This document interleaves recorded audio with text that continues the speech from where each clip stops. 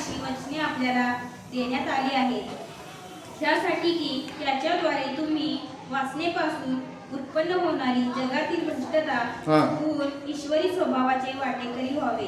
बघा, परत एकदा मला तुम्हाला सांगू द्या की पेत्राची इच्छा आहे की मंडळीने भ्रष्टता चुकवून, जगातील भ्रष्टता चुकवून दैवी म्हणजे जो ईश्वर आहे त्याच्या स्वभावाचे वाटेकरी व्हावे. पण तो प्रॉब्लेम काय झालेला आहे माहित आहे का, की आम्हाला दुसऱ्या गोष्टींचे वाटा किंवा वाटेकरी होणं आवडतं.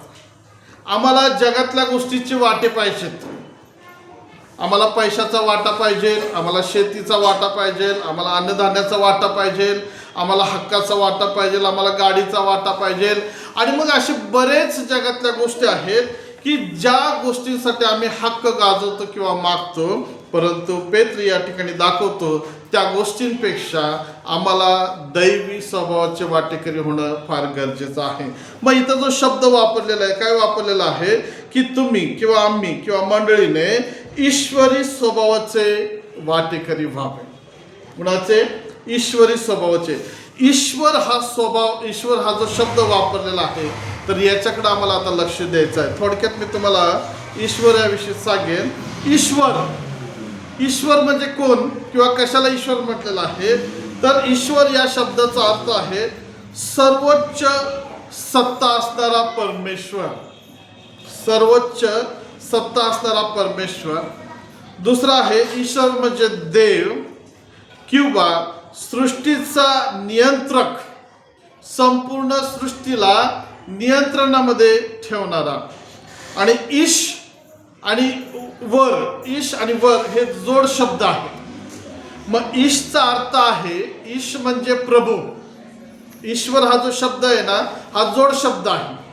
दोन शब्दापासून तयार झालेला एक शब्द. मग ईश या अर्ध्या भागाचा अर्थ आहे प्रभू, आणि वर म्हणजे श्रेष्ठ, आणि दोन्ही शब्द मिळून काय झालेला आहे ईश्वर. म्हणजेच जो प्रभू आहे आणि जो श्रेष्ठ आहे त्याला ईश्वर असं म्हटलेलं आहे. आता या शब्दाला आणखीन काही वेगवेगळे अर्थ दिलेले आहेत. दुसरा आहे ज्याचा अर्थ आहे सर्वज्ञ. ईशचा अर्थ काय आहे? सर्वज्ञ. आणि वरचा अर्थ आहे शांती देणारा. वरचा अर्थ आहे शांती देणारा किंवा श्रेष्ठ असा होतो. म्हणजे ईश्वर जो प्रभू आहे, जो श्रेष्ठ आहे, जो शांती देणारा आहे, जो सर्व व्यापी आहे, जो सर्व सृष्टीचा निर्माण करता आहे आणि जो सर्वोच्च आहे, असा त्याला ईश्वर म्हटलेला आहे. मग पेत्र दाखवतो त्याप्रमाणे ईश्वर हा जो शब्द त्याने वापरला त्याच्या पाठीमागील काही गोष्टी आहेत. मग पहिला आम्ही पाहतो ईश्वर म्हणजे काय आहे. आता जगाच्या शब्दाप्रमाणे निराकार, ज्याला आकार नाही. हालेलुया. तुमच्या परमेश्वराला आकार आहे का? आकार आहे का? आहे. हालेलुया. आमचा परमेश्वर आकार आहे, परंतु बायबल सांगतं त्याप्रमाणे देव आत्मा आहे आणि आत्म्याला विशिष्ट असा आकार नाही. आत्मा कोणताही आकार किंवा कोणतीही आकृती, कोणतंही रूप धारण करू शकतो. आमचा परमेश्वर आकार विरहित आहे, परंतु तो प्रगट होत असताना कोणताही आकार धारण करू शकतो. म्हणून आम्हाला दिसण्यासाठी आणि समजण्यासाठी त्याने त्याचा जो आकार धारण केलेला आहे त्या आकारामध्ये त्याने आम्हाला बनवलेला आहे. म्हणजे आम्ही असं समजू शकतो की आमचा परमेश्वर कसा आहे, तर त्याला हात, पाय, डोळे, कान, नाक सगळं अवयव आहे. हालेलुया. परंतु खरं स्वरूप स्वर्गात गेल्यानंतर आम्हाला समजणार आहे की तो खऱ्या स्वरूपाचा कसा आहे. म्हणून ज्यावेळेस मोशे म्हणला मला तुझं मुख बघायचं, त्यावेळेस तो काय म्हणतो, तू माझं मुख बघू शकत नाहीस. म्हणजे माझा खरा आकार तू पाहू शकत नाही, इतकं तेजाने ते भरलेलं आहे. मग परमेश्वरचं खरं स्वरूप आम्हाला कधी समजेल? ज्यावेळेस आम्ही रॅप्चरमध्ये उचललं जाऊ त्यावेळेस. हालेलुया. परमेश्वरचं रूप आम्हाला कधी दिसेल? ज्यावेळेस आम्ही स्वर्गामध्ये कोकऱ्याच्या मेजवानीमध्ये असू त्यावेळेस, ज्यावेळेस आम्ही त्याच्याबरोबर सहभागिता घेणार. दुसरा आहे ईश्वर कोणाला म्हटलेला आहे, तर जो सर्वव्यापी आणि सर्व सृष्टीवर सत्ता चालवतो. तो ईश्वर. ईश्वर कोण आहे? तर जो सर्वव्यापी आणि सर्व सृष्टीवर सत्ता चालवतो आणि त्याच्यावरती नियंत्रण ठेवतो. आमचा ईश्वर हा कसा आहे? एका ठिकाणी मर्यादित नाही, सर्वव्यापी. आता तो जर आमच्यामध्ये आहे तर तो फॉरेनच्या चर्चमध्ये देखील आहे. हालेलुया. आता तो जर आमच्यामध्ये आहे तर तो चायनामध्ये सुद्धा आहे, तोच अमेरिकेमध्ये आहे, तो जपानमध्ये आहे, तो खेड्यामध्ये आहे, तो राणामध्ये आहे. तुम्ही जिथं जाल तिथं तो आहे. एकाच वेळेस तो सगळीकडे उपलब्ध असणारा, म्हणून त्याला म्हटलेलं आहे तो सर्वव्यापी आहे. हालेलुया. हालेलुया. बघा, आज भारतातले असे काही देव आहेत जे फॉरेनच्या लोकांना माहिती नाही, परंतु येशू ख्रिस्त असा परमेश्वर आहे. आमचा परमेश्वर असा आहे जो भारताला पण माहिती आहे, अमेरिकेला सुद्धा माहिती आहे, जपानला सुद्धा माहिती आहे, आफ्रिकेतल्या जंगलातल्या लोकांना सुद्धा आता माहिती झालेलं आहे. हालेलुया. म्हणजे तो एका ठिकाणी मर्यादित आहे का? एका कोपऱ्यामध्ये राहणारा आमचा परमेश्वर आहे का? नाही. तर तो कसा आहे? सर्वव्यापी आहे. दुसरा आहे की तो सर्व सृष्टीवर नियंत्रण करणारा परमेश्वर आहे. सृष्टीवर त्याची सत्ता आहे, त्याचा अधिकार आहे. निसर्गावर त्याचा अधिकार आणि त्याची सत्ता आहे. आणि पुढे म्हटलेलं ईश्वर कोण? तर भक्तांसाठी आकार घेऊ शकतो तो ईश्वर. हालेलुया. ज्याला आम्ही आता मगाशी वाचलं की जो निराकार आहे, परंतु त्याच्या लोकांसाठी तो आकार घेऊ शकतो किंवा स्वतःला व्यक्त किंवा प्रगट करू शकतो, त्याला ईश्वर असं म्हटलेलं आहे. मग ईश्वराचे जे गुणधर्म किंवा गुण स्वभाव आम्ही नंतर पाहणार आहोत. परंतु मला सांगू द्या की ज्या ईश्वराचा स्वभाव मला घ्यायचा आहे त्याच्याविषयी मला माहिती असणं गरजेचं आहे. मग या ठिकाणी 5 त्याचे विविध अर्थ दिलेले आहेत. पहिला आहे सर्वोच्च सत्ता, ईश्वराची सर्वोच्च सत्ता. मग निसर्गावर, नभोमंडळावर, प्राणी मात्रांवर, पशु पक्ष्यांवर, डोंगर दऱ्या, जलचराच्या आतमध्ये पाण्यामध्ये असणारे जे सर्व विविध प्रकारचे प्राणी आहेत, विविध प्रकारचे वनस्पती आहेत, या सर्वांवर त्याची सत्ता आहे. तो सर्वोच्च सत्ताधिकारी आहे तो ईश्वर. दुसरा आहे सर्वज्ञ व शांती देणारा. आता ईश्वर मध्ये ई हा एक शब्द आहे का? ई पासून सुरू होतो, त्याला काय म्हटलं? ईश्वर. त्या ई, तर ईचा अर्थ काय माहिती आहे का? पाहणारा.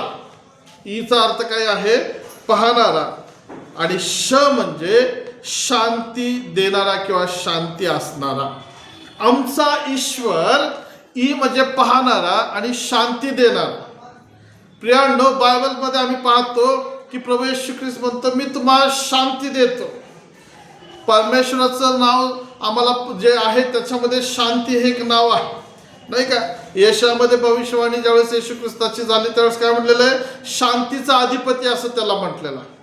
प्रियांनो, जगामध्ये कोणीही स्वर्गीय शांती देऊ शकत नाही आणि कोणालाही तो अधिकार देण्यात आला नाही की जो म्हणू शकतो की मी शांतीचा राजकुमार किंवा अधिपती आहे. आमचा परमेश्वर हा पाहणारा, देणारा आणि शांतीचा राजकुमार किंवा शांती देणारा परमेश्वर आहे. तिसरा आम्ही पाहतो परमेश्वर हा जो शब्द आहे परम किंवा सर्वोच्च, परम किंवा सर्वोच्च, अस्तित्वात आणणारा, अस्तित्वात असणारा. परमेश्वर जो आमचा परमेश्वर आहे तो कसा आहे? परम म्हणजे अति थोर. परम ईश्वर, ज्याला परमेश्वर असं म्हटलंय, तो पण एक जोड शब्द आहे. ईश्वर आहे त्याच्यामध्ये, परंतु तो ईश्वर कसा आहे? परम आहे. परम. तुम्ही ते गीत ऐकलं का? म्हणतं का? परम पिता की हम स्तुती गाय. परम पिता म्हणजे, परम म्हणजे कसलं? तुम्ही गीत गाता का? कधी गायलंय का हे? परम पिता की हम स्तुती गाये. मग परम पिता, मग तो पिता परम आहे. परम आहे म्हणजे कसं आहे? तर त्याचा अर्थ असा आहे की तो सर्वोच्च, अतिउच्च असा आमचा पिता आहे. आणि तो कसा आहे? तो अतिउच्च पिता किंवा परमेश्वर ज्या गोष्टी अस्तित्वात नाही त्या गोष्टी तो अस्तित्वात आणतो. हालेलुया. हालेलुया. आमचा परमेश्वर कसा आहे? अस्तित्वात आणणारा परमेश्वर आहे. बघा, उत्पत्तीच्या पुस्तकामध्ये आम्हाला पहिल्या अध्यायामध्ये सगळं आम्हाला पुढं वाचायला मिळतं की तो म्हणला प्रकाश हो आणि प्रकाश झाला. प्रकाश अस्तित्वात होता का? नव्हता. पृथ्वी अस्तित्वात होती का? नव्हती. पशुपक्षी अस्तित्वात होते का? नव्हते. त्याने ते अस्तित्वात आणले आणि स्वतः देखील तो अस्तित्वात आहे, म्हणजे तो आहे. हालेलुया. असा आमचा परमेश्वर अस्तित्वात आणणारा तो सर्वोच्च परम ईश्वर आहे. चौथा आम्ही पाहतो आकार घेणारा किंवा आकार घेतलेला देव. तो आकार विरहित आहे, परंतु आम्हाला प्रगट होण्यासाठी आणि समजण्यासाठी तो आकार किंवा रूप धारण करू शकतो. मग देवाला कधी आणि कोणीही पाहिलेलं नाही असं बायबल सांगतं, तर त्याला पाहण्यासाठी आणि तो कसा आहे हे समजण्यासाठी आम्हाला येशू ख्रिस्ताच्या स्वरूपामध्ये तो प्रगट झालेला आहे. येशू एका ठिकाणी म्हणतो, ज्याने मला पाहिले त्याने पित्याला पाहिलेलं आहे. हालेलुया. ज्याने येशूला पाहिले त्याने पित्याला पाहिले. मग आता प्रश्न असा आहे की तुम्ही येशूला पाहिले का? जर तुम्ही येशूला पाहिलं असेल तर पित्याला तुम्ही पाहिलेलं आहे. जर तुम्ही येशूला पाहिलं नसेल तर पित्याला तुम्ही पाहू शकत नाही. जर येशूला तुम्ही ओळखलं नसेल तर तुम्ही पित्याला ओळखू शकत नाही. मग त्यावेळेसच्या काळामध्ये तो म्हणतो मला पाहिलं त्यानं पित्याला पाहिलं. मग आता येशू आहे का आमच्या समोर? मग आम्ही येशूला कसं ओळखायचं आणि पित्याला पण कसं ओळखायचं? तर प्रियांनो, वचनाच्या द्वारे पवित्र आत्म्याच्या नजरेतून पवित्र आत्म्याच्या मार्गदर्शनानुसार आम्ही येशूला ओळखू शकतो आणि जो येशूवर विश्वास ठेवतो तो पित्याला ओळखू शकतो. हालेलुया. म्हणजे आमचा परमेश्वर कसा आहे, म्हणजे आमचा ईश्वर कसा आहे? आकार घेणारा, आकार आणणारा परमेश्वर आहे. पुढे आम्ही पाहतो तो स्वामी किंवा शासक आहे. आमचा ईश्वर कसा आहे? स्वामी किंवा शासक. प्राचीन ग्रंथामध्ये स्वामी म्हटलेला आहे. स्वामी किंवा शासक किंवा त्याला पुढे एक अर्थ आहे पती किंवा नवरा, ज्याला आम्ही म्हणू शकतो. स्वामी म्हणजे काय? शासक किंवा पती किंवा नवरा किंवा मालक असा त्याचा अर्थ होतो. स्वामी म्हणजे ज्याच्या हातामध्ये, ज्याच्या अंडर सगळं आहे, ज्याच्या वरचा तो आहे. मालक, स्वामी, ज्याच्यावर, ज्याची सत्ता सर्वांवर आहे, त्याच्यावरचा कोणी नाही. हालेलुया.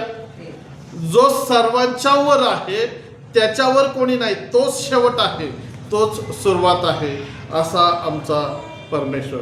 त्या परमेश्वराला ईश्वर हा शब्द वापरलेला आहे. म्हणजे ईश्वर या शब्दाची व्याप्ती पेत्राला माहिती झाली होती किती महान आहे, आणि या ईश्वर शब्दाला तो या ठिकाणी यूज करतो. इंग्लिशमध्ये गॉड हा शब्द वापरला नाही, तिथं असं म्हणलंय देवेनी नेचर, म्हणजे दैवी स्वभाव तुम्ही धारण करा असं म्हटलेलं आहे. मग हा जो परमेश्वर जो सर्वोच्च आहे, म्हणजे त्याचा स्वभाव कसा आहे? सर्वोच्च आहे. मग त्याचा स्वभाव कसा आहे? तो सर्वव्यापी आहे. आणि मग ह्या सगळ्या गोष्टी आम्हाला आमच्या एका परमेश्वरामध्ये किंवा आमच्या देवामध्ये आम्हाला पाहायला मिळतात. आणि मग असा जो परमेश्वर सर्वोच्च, सर्वज्ञ आणि सर्वव्यापी आहे, त्याचा स्वभाव आम्हाला, त्याचा वाटा आमच्या आत घ्यायचा आहे. हालेलुया. परमेश्वराविषयी, त्याच्या नावाविषयी समजलं का? मग हा जर परमेश्वर आहे तर त्याला गुण स्वभाव देखील आहे. हालेलुया. मग तुम्हाला तुमचा स्वभाव आहे का? मनुष्याला स्वभाव आहे का? आहे की नाही? स्वभाव आहे की नाही? मग स्वभाव समजण्यासाठी त्या माणसाचा स्वभाव असा आहे हे कसं तुम्हाला समजणार? बरं, आता तुमच्या शेजारी एखादी फॅमिली राहते, त्यातला एखादा व्यक्ती घ्या, याचा स्वभाव चांगला आहे, त्याचा स्वभाव चांगला आहे, हे तुम्हाला कसं समजलं स्वभाव चांगला आहे की नाही? त्याचं वागणं, बोलणं किंवा त्याच्यामध्ये असणारे जे गुण आहेत, त्या गुणांच्या द्वारे तुम्ही सांगता त्या व्यक्तीची साक्ष की त्याचा स्वभाव कसा आहे. जर कपटी असेल तर आम्ही काय म्हणणार? तो कपटी स्वभावाचा मनुष्य. रागीट असेल तर काय म्हणणार? तो रागीट स्वभावाचा आहे, तो भित्र्या स्वभावाचा आहे, किंवा तो लाजाळू स्वभावाचा आहे, किंवा तो बेधडक बोलणारा त्याचा तसा स्वभाव आहे. म्हणजे प्रत्येकाला वेगवेगळा स्वभाव आहे, परंतु हा स्वभाव कशावरून प्रकट होतो तर गुणधर्मावरून किंवा त्या कृत्यांवरून. मग आमचा परमेश्वर जर आहे तर त्याला स्वभाव आहे, मग त्याचा स्वभाव मला माहिती असणं गरजेचं आहे. मग त्याचा स्वभाव कशावरून आम्ही समजतो तर त्याच्या गुणांवरून किंवा गुणधर्मांवरून. मग दुसऱ्या मुद्द्यामध्ये आम्ही पाहतो की परमेश्वराचा स्वभाव, मग या स्वभावाला काय म्हटलेलं आहे, वृत्ती किंवा गुणधर्म. परमेश्वराचा स्वभाव हा दुसरा मुद्दा आम्ही शिकत आहोत. मग त्या परमेश्वराचा स्वभाव म्हणजे पेत्र मंडळीला काय म्हणतो की तुम्हाला फक्त ईश्वर माहिती असून उपयोग नाही, तुम्हाला देव आहे एवढंच माहिती असून उपयोग नाही, तुम्हाला प्रार्थना करता येते, या सगळ्या चांगल्या गोष्टी आहे, परंतु एवढ्यावरतीच तुम्ही राहू नका, तर त्याला शोधा, त्याला जाणा, त्याचा स्वभाव काय आहे हे समजून घ्या. मग परमेश्वराचा स्वभाव काय आहे आणि कशावरून समजतं तर त्याच्या गुणांवरून किंवा त्याच्या वृत्तीवरून. मग आम्ही त्याचं गुणधर्म पाहणार आहोत. मग परमेश्वराचे किंवा ईश्वराचे बरेच गुण आहेत. माहिती आहे का तुम्हाला ईश्वराचा एखादा गुण सांगा बरं, ज्या परमेश्वराला तुम्ही स्वीकारलेला विश्वास ठेवता, परमेश्वर माझा मेंढपाळ असं म्हणता, त्या परमेश्वराचे किंवा ईश्वराचे काही गुण स्वभाव तुम्हाला माहिती आहेत का? हा, तो प्रीती करणार आहे, प्रीती हा त्याचा स्वभाव आहे. आणखीन क्षमा करणार आहे. अजून तुमच्या देवाचे गुण काय आहेत सांगा. आता हे समजण्यासाठी थोडस बाजूला ठेवा आणि तुमच्या भावाचे किंवा बहिणीचे गुण सांगा बरं कसे आहेत. हसायला येते हा? तुमच्या बापाचे आईचे गुण कसे आहेत, तुमचे सासूचे सासऱ्याचे गुण कसे आहेत, तुमच्या शेजाऱ्याचे गुण कसे आहेत, किंवा जिथं तुम्ही कामाला जाता तिथल्या मालकाचे गुण कसे आहेत, तुम्ही काम करता तिथले सहकारी आहेत त्यांचे गुण कसे आहेत, तुमच्या मुलाचे किंवा मुलीचे गुण कसे आहेत. आणि हे सगळं बाजूला ठेवा. आता स्वतःचं विचारूया, तुमचे स्वतःचे गुण कसे आहेत. आमचे गुण आम्हाला माहित आहेत ना, चांगले किती आणि वाईट किती आहेत. मग आम्हाला जर आमचे गुण माहिती आहेत, आमच्या घरातल्यांचे गुण माहिती आहेत, आमच्या शेजाऱ्याचे माहिती आहेत, कामातल्या सहकार्यांची माहिती आहेत, येणार जाणाऱ्याची माहिती आहेत, तर मग आमच्या देवाचे आम्हाला गुण का माहिती असू नयेत. मग तुमच्या देवाचे गुण काय सांगा बरं. तो कृपाळू आहे. अजून मंदक्रोध आहे. अजून एवढेच आहेत का? तो सर्वोच्च अतिउच्च परमेश्वर, जगाचा निर्माण करता परमेश्वर, तो काही एवढ्याशा 1-2-3 गुणांनी भरलेला आहे का? पुष्कळ गुण आहे. आपण पाहूया. पहिला आम्ही पाहतो, मी थोडेसेच गुण याच्यामध्ये तुम्हाला दाखवणार आहेत. पहिला आहे की त्याचा पवित्र हा एक गुण आहे. म्हणजेच त्या ईश्वराचा स्वभाव किंवा तो स्वतः पवित्र आहे. आमचा परमेश्वर ज्याच्यावर आम्ही विश्वास ठेवलेला, ज्याला आम्ही जाणायचा प्रयत्न करतो, तो कसा आहे? पहिला आहे तो पवित्र आहे, त्याचा स्वभाव पवित्र आहे आणि तो पवित्रतेमध्ये वास करणारा, पवित्रतेमध्ये राहणारा आमचा परमेश्वर आहे. Hallelujah, hallelujah. का बरं आजच्या जगातले देव आम्हाला रस्त्यावर, झाडावर, इकडं तिकडं, गटरीच्या शेजारी, आजूबाजूला, घाणीमध्ये आणि फोटोमध्ये दिसतात? कारण तिथं पवित्रता नाही. आमचा परमेश्वर हा स्वर्गात का विराजमान आहे? आमचा परमेश्वर अतिउच्च काय आहे? तर तो पवित्र आहे. पवित्र हा त्याचा स्वभाव, पवित्रता ही त्याची गुणधर्माची खूण आहे. दुसरा आम्ही पाहतो, तो दयेचा सागर, सागर म्हटलं म्हणजे समुद्र, फार विशाल आहे. तो दयेने भरलेला, तो स्वतः दयारूप आहे. दया करणारा परमेश्वर आहे. दयेने भरलेला तो परमेश्वर, म्हणजे त्याचा स्वभाव कसा आहे? दयेशील स्वभाव आहे. तिसरं, तो मंद क्रोध आहे. त्याला राग येत नाही, त्याला लवकर राग येत नाही. पण एकदा जर आला तर त्याच्यापासून कोणी सुटू शकत नाही. प्रियानो, तर त्याचा स्वभाव कसा आहे? गुण काय आहे? तो मंद क्रोध, फार उशिरा त्याला राग येतो. परंतु त्याच्यावर आम्ही विश्वास ठेवणार. आमचा राग कसा आहे?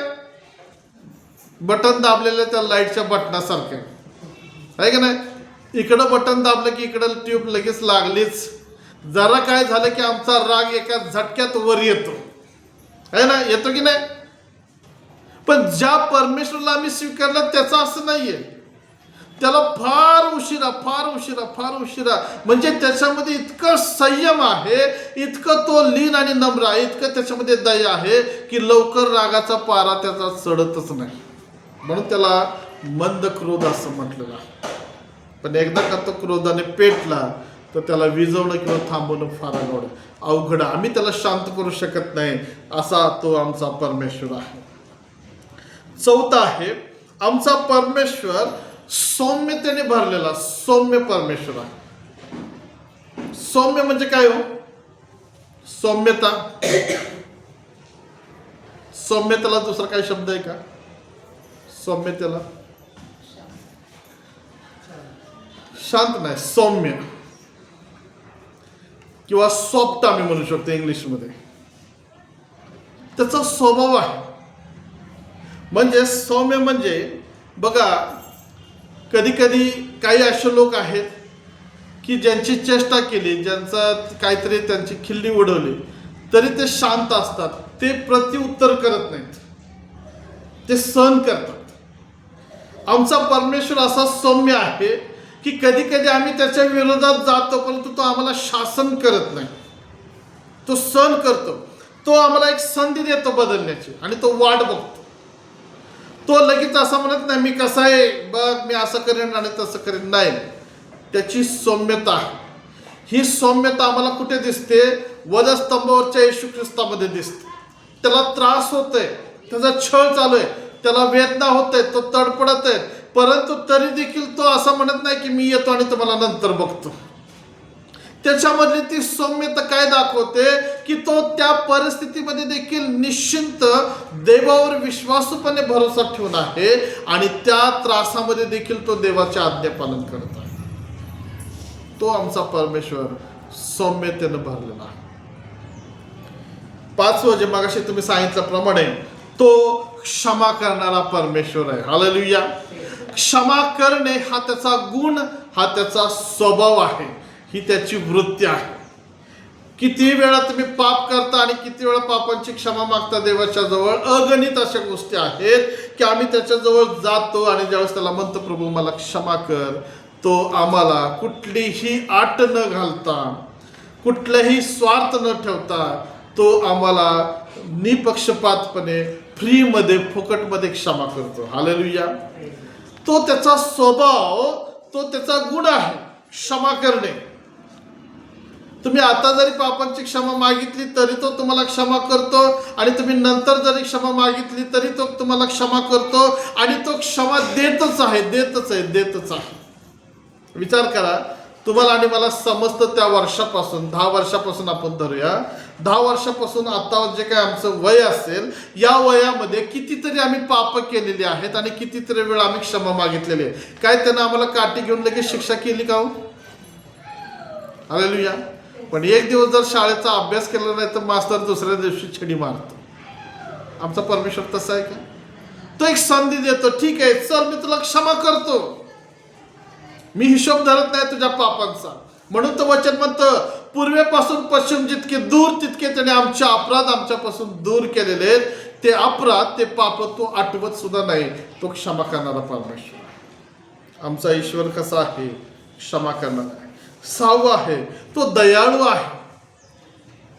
तो दयेनं भरलेला दयाळू परमेश्वर आहे. नेहमी आमच्यावरती तो दया करतो. प्रियानो, परमेश्वर आमचा दयाळू यासाठी आम्हाला समज दिसतं की जर दयाळू नसता तर आम्हाला त्यांनी एकदाच पश्चाताप करायला लावला असतं. दुसऱ्या वेळेस त्यांनी आम्हाला फटके मारून शिक्षा ठरवून नरकाच्या शिक्षेमध्ये टाकलं असतं. पण तो काय करतो? दया करतो. काय म्हणतो? ठीक आहे असू दे, तुझं पाप मी आठवत नाही, किंवा असू दे तुझी धार्मिकता मळक्या चिंधीसारखी आहे परंतु तुझं स्तवन मी स्वीकारतो. असू दे तुझ्या प्रार्थनेकडे मी कान देतो. ही दया आहे.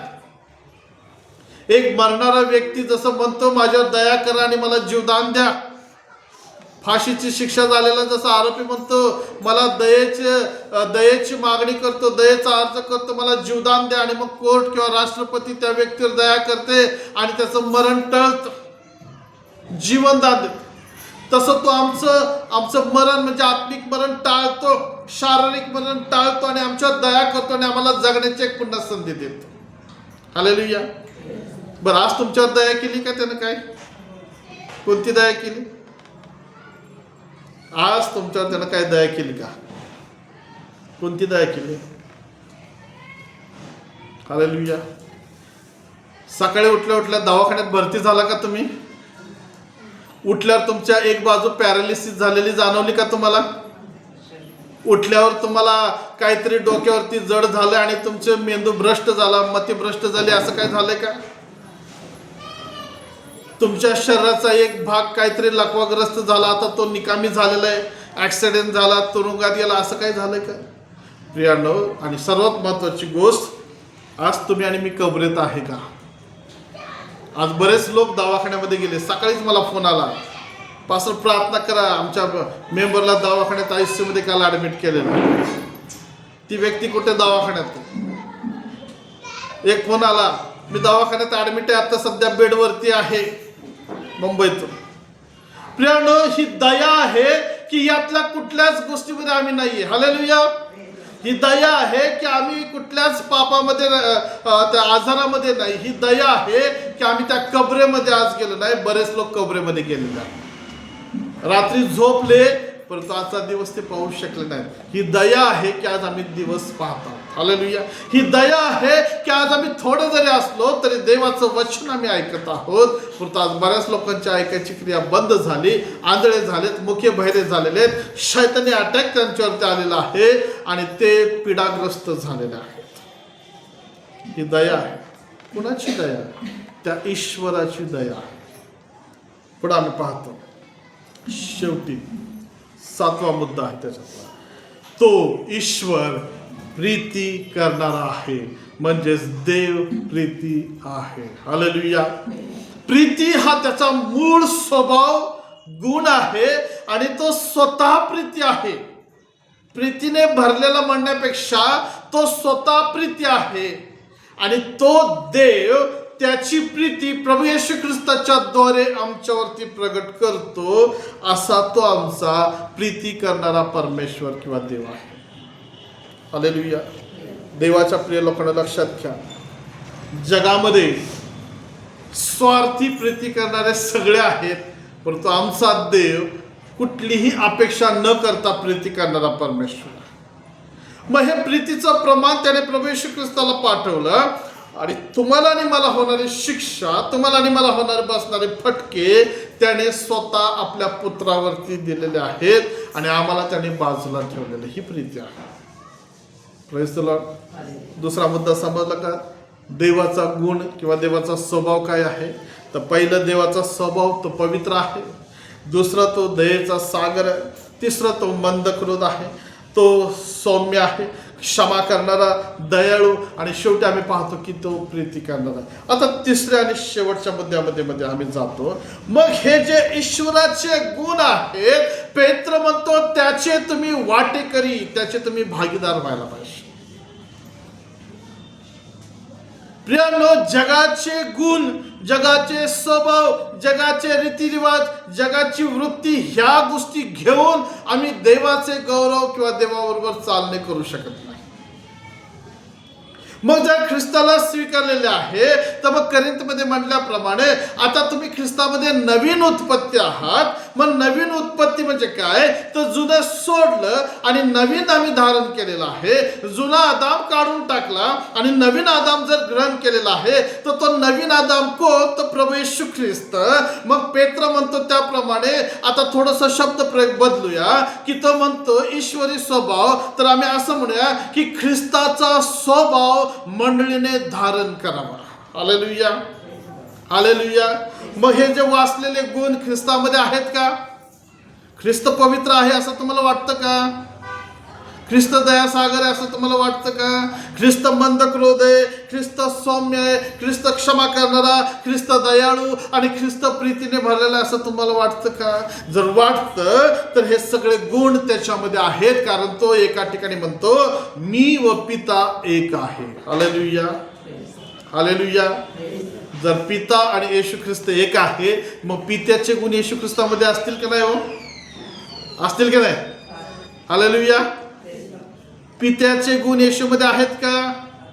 मग त्याच येशूला जर मी स्वीकारलं तर पेत्र तेच दाखवतो की त्या पित्याचे आणि त्या पुत्राचे म्हणजे पित्याचे आणि येशूचे गुण माझ्यामध्ये यायला पाहिजे. मी जर ख्रिस्ताला स्वीकारलेले आहे तर ख्रिस्ताचा स्वभाव, ख्रिस्ताचं ते वृत्ती, ते चारित्र्य माझ्यामध्ये यायला पाहिजे आणि या गुणांनी भरून आत्ताच्या दिवसामध्ये मला जगायचं. हालेलुया.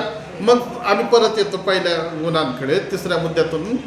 मग ईश्वरी स्वभावाचे वाटेकरी होणे म्हणजे पहिली गोष्ट आहे की तो जसा पवित्र आहे माझ्यात पवित्रता यायला पाहिजे. Praise the Lord. म्हणजेच मी माझं रोजचं व्यावहारिक जीवन, आत्मिक जीवन कसं असायला पाहिजे, जगलं पाहिजे तर ते पवित्रतेने भरलेलं असायला पाहिजे. माझ्या डोळ्यामध्ये पवित्रता असावी, माझ्या ऐकण्यामध्ये पवित्रता असावी, माझ्या कपड्यांमध्ये, माझ्या खाण्यापिण्यामध्ये, माझ्या प्रार्थनेमध्ये, माझ्या विश्वासात, माझ्या चालण्या बोलण्यामध्ये मी स्वतःला पवित्र ठेवणं गरजेचं आहे. Praise the Lord. हालेलुया. पाची पक्वांचं जेवण पकडलेल्या बंदिवासामध्ये गेलेल्या त्या दानिएलच्या समोर आलं. राजा खात असे व राजा पित असे ते पेय आणि ते पदार्थ त्याच्या समोर आले. त्यावेळेस काय बायबल म्हणतं, त्यानं प्रार्थना केली आणि खाल्ले. बरोबर आहे. दानिएलने त्या जेवणावर प्रार्थना केली, देवाचे आभार मानले आणि ते खाल्ले. असं आहे का? बायबल सांगतं दानिएलने ते खाण्याचं नाकारलं.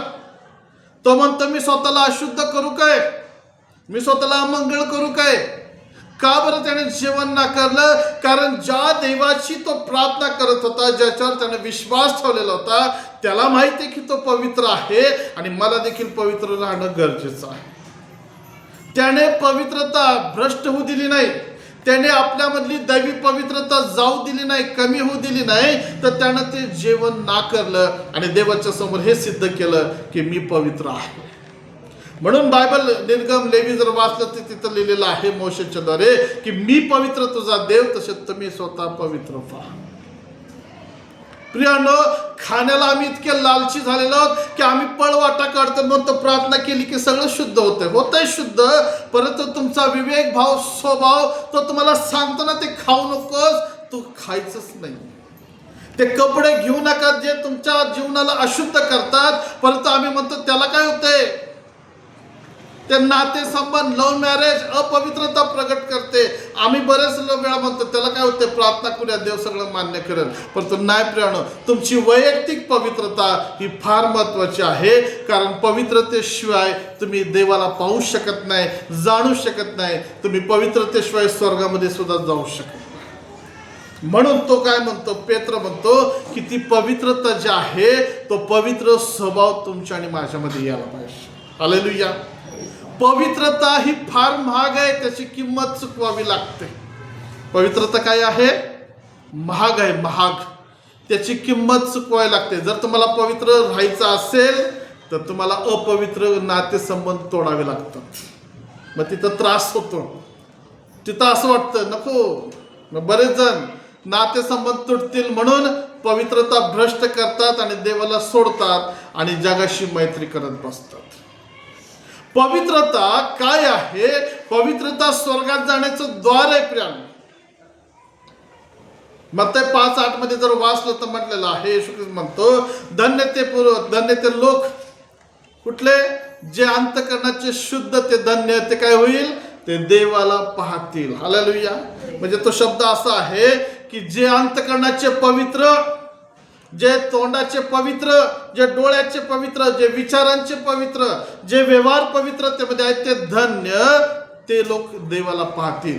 पवित्रतेशिवाय देवाचं दर्शन आम्हाला घडू शकत नाही. हालेलुया. हा स्वभाव वागण्या बोलण्याच्या द्वारे आमच्यातून ती पवित्रता झळकली पाहिजे. पांढरे शुभ्र कपडे घातले किंवा नवीन साडी घातली म्हणजे आम्ही शुद्ध पवित्र झालो असं नाही, तर आमची जीभ शुद्ध आणि पवित्र असायला पाहिजे. माझ्या देवाला काय आवडतं ते मी करणार, माझा देव माझ्याकडनं काय अपेक्षा करतो ते मी करणार, आणि ज्या चुकीच्या गोष्टी आहेत त्या मी करणार नाही, जरी लोकांना राग आला तरी चालेल. हालेलुया. हालेलुया. देवाच्या प्रिय लोकांनो, या भ्रष्ट जगात आणि ह्या अपवित्र जगामध्ये तुम्हाला आणि मला देव पाचारण करतो पवित्रतेसाठी, तर तो स्वभाव माझ्यामध्ये असायला पाहिजे. आणखीन एक पुढे आम्ही स्वभाव पाहतो, तो क्षमा करणारा आहे. बरेच ख्रिस्ती लोक मनाने घट्ट आणि कठीण झालेले, जरी ते प्रवचन घेत आहेत, जरी ते चर्चमध्ये आहे, जरी त्यांनी बाप्तिस्मा घेतलेला आहे, क्षमा न करण्याचा एक आत्मा विश्वासदारांमध्ये अशा प्रकारे काम करत आहेत की क्षमा करायला ते तयार नाही आहेत. हीच गोष्ट लोकांच्या अंतःकरणातली जाणून येशू ख्रिस्ताने एकदा म्हटलं की तुझा भाऊ त्याच्यामध्ये तुझ्यात काय झालं असेल आणि तुला जर आठवलं तर त्या वेदीवर दान चढवायच्या आधी तिकडच तू थांब, तुझं दान सुद्धा वेदीवर आणू नकोस. पहिला काय कर, भावाकडे जा, त्या बहिणीकडे जा, समेट कर. समेट म्हणजे काय, क्षमा कर, क्षमा माग, एकमेकांमधला दुरावा दूर कर, मग त्या वेदीकडे ये जिथं तुला अर्पण द्यायचं आहे. क्षमेशिवाय आम्ही आराधना करतो, क्षमा न करता कठीण होऊन आम्ही प्रवचनमध्ये भाग घेतो, कठीण अंतःकरणाने आम्ही बायबल वाचतो, प्रार्थना करतो किंवा मी म्हणत संदेश देतो, तर देव हे मान्य करेल का? जर ते दान फक्त तो मान्य करू शकत नाही, तर प्रेरणा लक्षात घ्या, आमच्या बाकीच्या गोष्टी देखील तो मान्य करू शकत नाही. म्हणून तो म्हणतो की आम्ही क्षमा करायला पाहिजे. जर माझ्या प्रभूचा स्वभाव क्षमा करणारा आहे, तर मी क्षमा करणार आहे. हालेलुया. शास्त्र म्हणतं, तुम्ही जर क्षमा राखून ठेवाल तर तुमची क्षमा राखून ठेवण्यात येईल. तुम्ही जर क्षमा द्याल, तुम्ही क्षमा कराल, तर तुमची क्षमा तुम्हाला प्राप्त होईल. शेवटच्या दिवसात आता बरेच लोक प्रार्थना करणारे आणि विश्वास, मी मला सांगू देत, बायबल सांगतात त्याप्रमाणे कठीण होतील, कठीण नाही क्षमा करणार.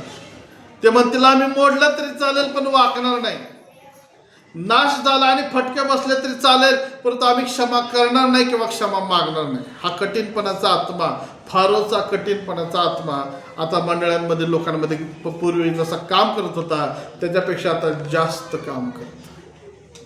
तुम्ही बघा, तुमच्या शेजारी, तुमच्या घरात, आजूबाजूला क्षमा करायला तयार नाहीत. बदला घ्यायची वृत्ती आहे. त्यानं असं केलं तर मी तसं करेन, तो असं बोलला मी तसं बोलेन, आणि प्रार्थना करतात घरात. क्षमा करा. जर ख्रिस्त तुमच्या आणि माझ्यासाठी मरतो आणि देव आम्हाला त्याच्याद्वारे क्षमा करतो, तर तुम्ही आणि मी क्षमा करू शकत नाही का? दिसू द्यात ना लोकांना की आम्ही ख्रिस्ताला धारण केलेलं आहे, ख्रिस्ताला मी स्वीकारलेलं आहे, तर मी ख्रिस्तासारखा क्षमा करणार आहे. तो ख्रिस्ताचा स्वभाव आहे. तिसरा काही शेवटच्या ह्याच्यामध्ये आम्ही येतो की तो प्रीती करणारा आहे. हालेलुया. सगळ्या गोष्टीवरचा मोठा जो स्वभाव आहे ना, तो काय आहे? देव प्रीती आहे.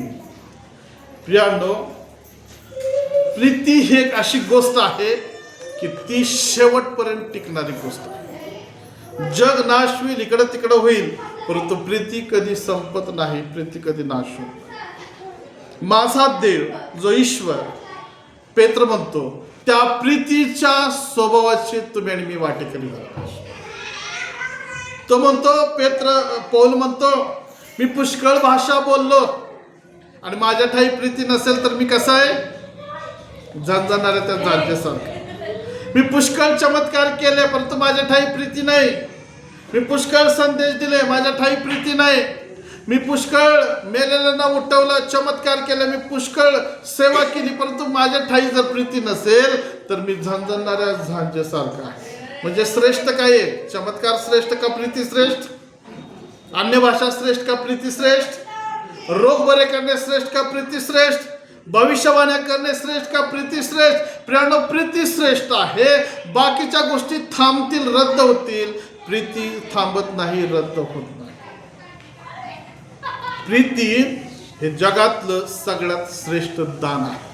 भले तुम्हाला अन्य भाषेचं दान नसेल, चांगली गोष्ट आहे. तुम्ही म्हणाल मला चमत्काराचं दान नाहीये, मला प्रगटीकरणाचं दान नाही, मला अन्य भाषेचं दान नाही, मला रोग बरं करण्याचं दान नाही, नसू द्यात, परंतु तुमच्यामध्ये जर प्रीतीचं दान असेल तर बायबल म्हणतं प्रीती सर्वश्रेष्ठ दान आहे. हालेलुया. लोक काय व्हायला लागलेत माहिती का? प्रीतीच्या दानापेक्षा चमत्काराच्या दानांच्या मागे लागलेले आहे, भविष्यवाण्यांच्या मागे लागलेले आहे. काहीतरी आमच्या हातून अद्भुत गोष्टी घडाव्यात त्याच्या मागे लागले, पण शास्त्र म्हणते सगळं थांबणार आहे, रद्द होणार आहे. पौल म्हणतो एकच दान आहे, प्रीतीचं श्रेष्ठ दान. आणि हे दान हा स्वभाव आहे प्रभूचा. आणि मग पेत्राची इच्छा आहे की तो स्वभाव मागा, तो स्वभाव घ्या आणि त्या प्रीतीच्या स्वभावाने जसा ख्रिस्त जगला आणि चालला तसं मंडळीनं चाललं. आणि हे दान इतकं अवघड आहे की प्रीतीनं भरून चालणं म्हणजे पायाला 20-20 किलोचे लोखंडाचे गोळे लावून चालण्यासारखं. पण हीच गोष्ट पवित्र आत्मा आमच्याकडनं अपेक्षा करतो, ते प्रीतीच्या दानाने आम्ही भरून चालू. भले माझ्याकडून चमत्कार नाही झाले चालतील, परंतु माझ्याकडून प्रीती दिसायला पाहिजे. हा स्वभाव आहे, या स्वभावाची आम्हाला गरज आहे. आता नव्या करारामध्ये आम्ही येतो आणि बायबल असं म्हणतं, मग मार्था तिथं आली आणि म्हणते प्रभू तिला सांग ना मला मदत करायला. काय म्हटलं येशू? तिनं जो वाटा उचललेला आहे, वाटा. आणि पेत्र काय म्हणतो? त्या वाट्याचे तुम्ही वाटेकरी व्हा. कुठला वाटा? दैवी वाटा, वचनाचा वाटा किंवा प्रभूच्या स्वभावाचा वाटा. मार्थाने कुठला वाटा घेतला होता? जगातल्या जेवणाचा, जेवण करणं, काम धंद्याचा वाटा घेतला होता. पेत्र तेच दाखवतो की तो दैवी स्वभावाचा वाटा तुम्ही घ्या. प्रार्थना करा रोज पवित्र आत्म्याच्या द्वारे की प्रभू तुझी नम्रता, तुझी लीनता, तुझी प्रीती माझ्या ठाई असायला पाहिजे. आता असं आहे का हो, प्रीती झाडाला लागली ती तोडून आणायची, थोडीशी खायची म्हणजे आमच्या आतमध्ये येईल. मग हा दैवी स्वभाव माझ्यात कशाच्या द्वारे येईल? देवाचा स्वभाव, देवाचे गुण माझ्यात कसे येतील? काय प्रोसेस, प्रक्रिया आहे का त्याला? वचन सांगतं योहान 15:5 मध्ये. तो काय म्हणतो येशू ख्रिस्त? जो माझ्यामध्ये राहतो आणि मी त्याच्यामध्ये राहतो आणि मी त्याचमध्ये राहतो तो पुष्कळ फळ देतो, कारण माझ्यापासून वेगळे असल्यास तुम्हाला काहीही करता येत नाही. मी ख्रिस्तामध्ये आणि ख्रिस्त माझ्यामध्ये पाहिजे. आम्ही म्हणतो आम्ही प्रभूमध्ये, प्रभूमध्ये. अरे पण प्रभू माझ्यामध्ये आहे का? प्रभू माझ्या बघण्यात आहे का? प्रभूसारखं मी बोलतो का? प्रभूसारखं मी वागतो का? मग ह्या गोष्टी कधी होतील?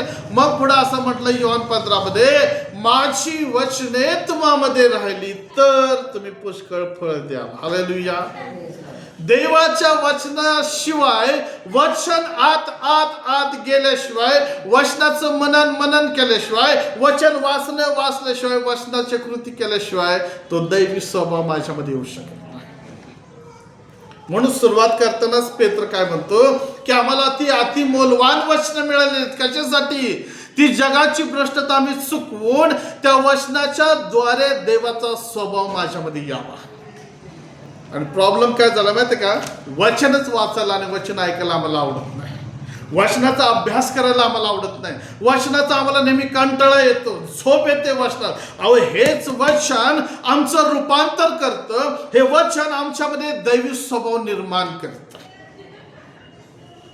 म्हणून वचनाची भाकर रोज आम्हाला खायची आहे आणि वचनाची वाणी रोज आम्हाला ऐकायची आहे. दावीद म्हणतो तो पुरुष रात्रंदिवस त्याचं शास्त्राचे मनन आणि चिंतन करतो. आणि मग जो वचन खातो, जो वचन पितो, जो वचनाचा अभ्यास करतो, जो वचन स्वीकारतो, आपोआप ते वचन त्याच्यामध्ये दया उत्पन्न करते. ते वचन आणि पवित्र आत्मा त्याच्यामध्ये प्रीती उत्पन्न करते. ते वचन आणि पवित्र आत्मा त्याच्यामध्ये सौम्यता उत्पन्न करते. वैयक्तिक तो काय म्हणतो? माझ्यापासून वेगळं राहिल्यावर तुम्हाला काही करता येत नाही. लक्षात घ्या. दया सुद्धा तुम्हाला करता येणार नाही जर वचन तुमच्यामध्ये नसेल तर. तुम्ही दयेचा आवा आणू शकता, तर तुम्ही ढोंगीपणा दाखवू शकता, मी धार्मिक आहे, पण खरं धार्मिकता वचन शिवाय येऊ शकत नाही. म्हणून चर्च चुकवू नका, वचन ऐकायला या. म्हणून बायबल वाचायला बंद करू नका. वैयक्तिक बायबल वाचा. जेवढा वेळ तुम्ही जगातल्या गोष्टीसाठी, काम व्यवसायासाठी देता, तुमच्या कुटुंबासाठी देता, तितकाच वेळ देवाच्या वचनाचा अभ्यास करण्यासाठी द्या. हालेलुया. आतापासून जर सुरुवात केली तर कदाचित रॅप्चर पर्यंत एक तरी देवाचा स्वभाव आमच्यामध्ये येईल आणि रॅप्चर मध्ये आम्ही उचलले जाऊ. हालेलुया. पण दैवी स्वभाव जर आमच्यामध्ये नाही तर तो परमेश्वर त्याच्या स्वभावाच्या गोष्टी जर आमच्यामध्ये दिसत नसतील तर आम्हाला कसा उचलून घेईल? रॅप्चर मध्ये जाणार नाही. म्हणून शास्त्रामध्ये म्हटलेलं आहे की निवडलेले थोडके रॅप्चर मध्ये थोडेच लोक जातील जे त्याच्या गुण स्वभावाचे असते. सगळे जाणार नाहीत, सगळ्या मंडळ्या जाणार नाहीत, सगळे पालक जाणार नाहीत, सगळे सेवक सुद्धा जाणार नाहीत. बोटावर मोजणारे थोडके लोक रॅप्चर मध्ये जातील. कोण? तर जे त्याच्या वचनाप्रमाणे आहेत, ज्यांच्यामध्ये त्याचं वचन काम करतं आणि जे वचनाप्रमाणे चालतात आणि बोलतात. हालेलुया. जे 7 गोष्टी आम्ही वाचल्या ऐकल्या त्या लक्षात घ्या. पहिली गोष्ट पवित्रता आहे. पवित्रतेशिवाय, शुद्धतेशिवाय मी देवाला पाहू शकत नाही. आणि पवित्रता येण्यासाठी आमचं शरीर शुद्ध आणि पवित्र असणं गरजेचं आहे. कारण 3:16 मध्ये म्हटलंय तुमचं शरीर हे पवित्र आत्म्याचं मंदिर आहे. पवित्र आत्मा तुमच्यामध्ये जर असेल तर पवित्र आत्म्याच्या प्रेरणेने तुम्ही स्वतःला पवित्र ठेवू शकता. वचन घेतल्याशिवाय वचन तुमच्यामध्ये काम करू शकत नाही. वचनाला तुमच्यामध्ये काम करू द्या. आणि ज्यावेळेस वचन काम करतं त्यावेळेस बऱ्याच गोष्टी सोडाव्या लागतात, बऱ्याच गोष्टीचा त्याग करावा लागतो, बरीच सहनशीलता धारण करून गप्प उभं राहावं लागतं, बरेच वेळा स्वतःला तोडावं लागतं. देवासारखं बनण्यासाठी बरेच वेळा देवासारखं आम्हाला कृती करावं लागतं, ख्रिस्तासारखं शांत राहावं लागतं. तिथं असं होत नाही माझी इच्छा, तिथं एकच होतं तुझ्या इच्छेप्रमाणे होत आहे. हालेलुया. काय तुम्हाला असं वाटतं का तो ईश्वरी स्वभाव माझ्यामध्ये यावा? तुम्हाला असं वाटतं का ती पवित्रता माझ्यामध्ये यावी? तर या प्रेरणा आपण आपल्या जागेवरती उभं राहूया आणि पश्चाताप करूया आणि प्रभूला सांगूया की प्रभू तो स्वभाव, जो जुना आदामाचा स्वभाव, तो आज मी सोडतो, तो माझ्यातून काढतो. मला तो नवीन स्वभाव, दैवी स्वभाव, स्वर्गीय स्वभाव माझ्यामध्ये येऊ दे. प्रार्थना करा, डोळे झाका आणि स्वतःसाठी प्रार्थना करा की प्रभू तो शुद्ध आणि पवित्र स्वभाव मला पाहिजे. ते दयेचं सागर जसा तू आहेस तशी ती दया मला पाहिजे. माझ्यामध्ये सौम्यता पाहिजे. मला समाजशीलतेनं भरायचं, तुझ्या त्या स्वभावानं भरायचं. आणि म्हणून मला तुझ्या वचनाची, तुझ्या पवित्र आत्म्याची, तुझ्या मार्गदर्शनाची गरज आहे. प्रभू मी किती पापी आणि कसा पापी आहे तुला ठाऊक आहे. मी तुझ्या समोर आहे, मला क्षमा कर, मला धु आणि शुद्ध कर. तुझ्या वचन रूपी जलस्नान घाल मला. तुझ्या वचनानं रोज माझं रूपांतर होण्यासाठी प्रभू मी निर्णय घेतो की मी वचन वाचेन, अभ्यास करेन, वचनाप्रमाणे चालेन. मला सहाय्य कर. पवित्र थोर स्वर्गीय सेनाधीश बापा, आम्ही तुझ्या पवित्र नावाला धन्यवाद देतो. 2 पेत्र 1:4 प्रमाणे आज आम्ही वाचलं की पेत्र म्हणतो की आम्ही दैवी स्वभावाचे विभागी वाटेकरी व्हावे. आणि प्रभू तुझा दैवी स्वभावच आम्हाला स्वर्गामध्ये घेऊन जाऊ शकतो. आणि म्हणून आम्ही प्रभू आम्ही स्वतःला रिक्त करतो, रिकाम करतो येशूच्या नावात आणि प्रार्थना करतो. प्रभू आमच्याकडे बघ, आमच्या आत जे काही घाणेरडेपण आहे, तो जुना स्वभाव, जुने गुण आहेत जे जुन्या आदामापासून आम्हाला प्राप्त झालेत, ते निघून जाऊ देत येशूच्या नावामध्ये. तुझा पुत्र येशूच्या रक्ताने आम्हाला धु आणि शुद्ध कर, आम्हाला पवित्र कर आणि तुझे गुण स्वभाव आमच्यामध्ये येऊ दे. बापा आम्ही प्रार्थना करतो, तू जो आमचा बाप आहेस, तर तुझा स्वभाव माझ्यामध्ये, आमच्यामध्ये येशूच्या नावामध्ये वचनाच्या द्वारे, पवित्र आत्म्याच्या द्वारे मार्गदर्शनानुसार चालण्यासाठी आम्हाला तुझी दान कृपा कर. प्रभू मी आज प्रार्थना करतो, जे वचन ऐकणारे आहेत, ऐकलेलं आहेत, त्यांनी पश्चाताप केला, येशूच्या नावात त्या पश्चातापाला फळ देण्याचं आमचं सहाय्य. रॅप्चरमध्ये जाण्याच्या आधी प्रभू ह्या 7 गोष्टीप्रमाणे पुष्कळ पवित्र शास्त्रातल्या गोष्टी आहेत की ज्या आम्ही कराव्यात अशी तो अपेक्षा करतो.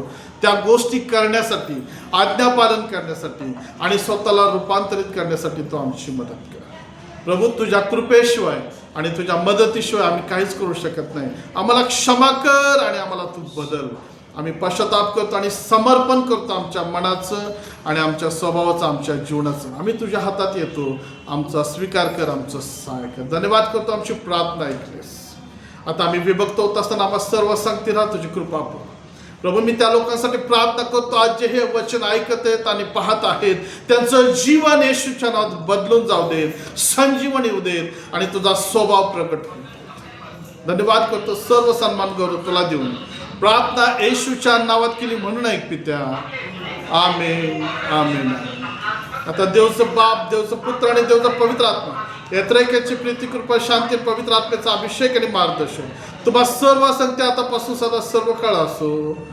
आमेन आमेन. Praise the Lord. प्रभू तुम्हाला आशीर्वादित करू.